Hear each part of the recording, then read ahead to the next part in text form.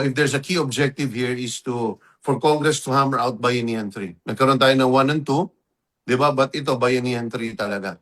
But like I said, we are set to meet already on April. Let me check the date para sigurado ako. So we're going to work throughout the break. So even as we speak now, nagzo-Zoom meeting kami with technical people, and then the first formal meeting read nung committee is of the large committee is on April 8th. So ako personally, ang vision ko dito is that we are going to pass Bayanihan 3. But unlike past Bayanihans, it's not just going to be a way to target direct subsidies to those who are in need. But ang difference dito sa Bayanihan 3 is that it provides us also an opportunity to be able to implement long-needed reforms. So the opportunity is already here for us to be able to implement long-needed reforms na nagkakaroon ng malalim na resistance dati. So first is, sa nakikita-kita ko lang is, on the direct subsidy program, meaning like with Bayanihan 1 and 2, the objective is not just, of course, the key objective is to identify and get from government, from DepDev, from DOF, from DSWD, from DOTR, to see what are the affected sectors as well as industries that require immediate attention. Pag sinabi natin immediate attention is that these are industries that will have deep threatening effects to the entire economy. So, kailangan natin makilala yon. At saka alin doon ang inflationary talaga. So that's one aspect. So part of it also is gathering available budget. Kung ano yung pwede natin ma-realign.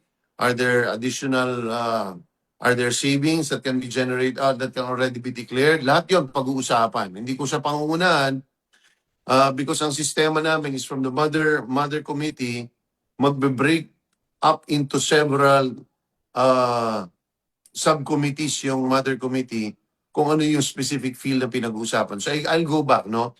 So anong ini-envision ko, ako lang personally, it's a Bayanihan 3. So first is really having an ayuda program, identifying available cash, looking at the new sources, meaning you have a VAT windfall because nagtaas ang presyo ng bilihin, tumataas ang VAT.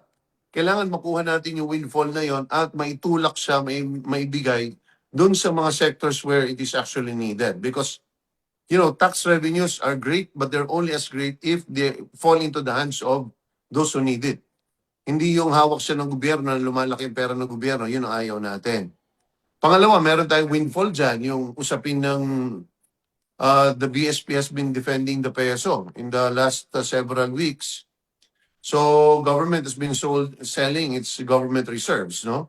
To be able to do that, many of those reserves, ang bilyon at 54, 55 pesos. Ngayon, binibenta at 60 thereabouts. So may windfall din yan.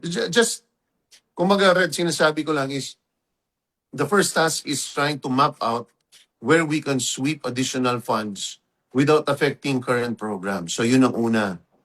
But the big difference here with the past Bayanihan, sa nakikita ko lang is hindi siya po pwede na ayuda program lang. I think it's a wake-up call to us today na yung ating, we don't have a clear, electronic, and well-targeted distribution system. Wala tayo. Ngayon, kailangan magpakita yung mga tao, kailangan na pumunta ng personal. So, wala talaga tayong yung electronic or digitized subsidy system. Ano yung sabihin nun? Isang hakbang ito. Meaning, Bayanihan 3, in my mind, is not only gathering funds so that you can have a youth program, but actually developing a system whereby you have an electronic subsidy program. Ano yung sabihin nun? Nakakabit siya sa national ID. Practically everyone's a national ID. Hindi lang doon nai-integrate yung kanyang economic profile or anong industriya siya. Siya ba'y mangingisda? Siya ba'y magsasaka? Siya ba ay nasa transport service? Siya ba ay TODA within that service? So, yun ang mga kailangan. Ito yung we have to take this opportunity kasi hindi tayo pabalik-balik na each time may subsidy, naghahanap tayo ng panibagong listahan. And most of the time, kinukuha natin sa LGU. So, this is really one of the tasks, no? So, and then secondly is, really on the resiliency is how do we, the bigger step or the long term is, how do you prepare our government and our economy so we can be more resilient when this problem takes place again? Because this problem will happen again. Why? Because it is something we have no control over.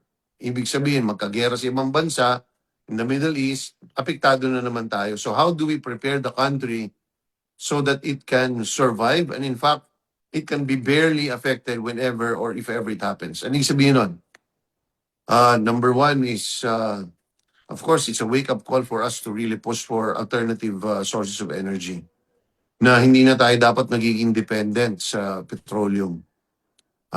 Ongoing yan, di ba? Whether it is solar, geothermal, meron tayong natural gas na nagpapump in na galing sa Malampaya, may additional pa dyan, but we need to be able to fast track itong mga alternative sources of energy na ito kasi this is how we're able to thrive or survive this, no?